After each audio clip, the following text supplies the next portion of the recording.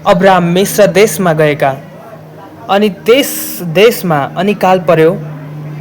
अनिकाल तीव्र भएको हुनाले अब्राम मिस्र देशमा प्रवास गर्नलाई गए।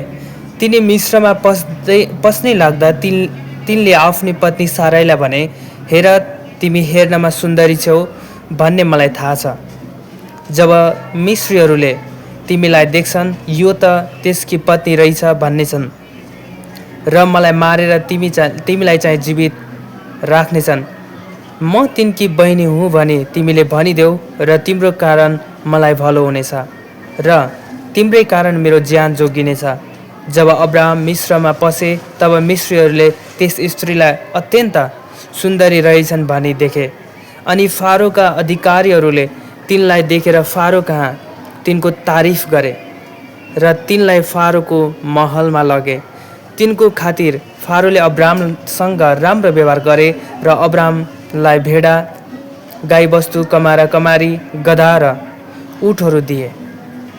तर परमप्रभुले अब्रामकी पत्नी साराईको कारणले फारो र उनको परिवारमाथि भयानक विपत्तिहरू पठाउनुभयो।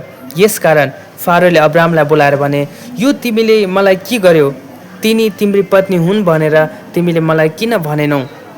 तिनी मेरी बहिनी हुन् भनेर तिमीले किन भन्यौ?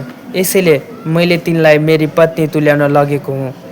अब हेर, तिम्री पत्नी यही छिन्, तिनलाई लिएर जाऊ। अनि फारोले आफ्ना मानिसहरूलाई तिनको विषयमा हुकुम गरे र तिनीहरूले अब्रामलाई तिनकी पत्नी र तिनीसँग भएका सबै थोकहरू समेत पठाइदिए।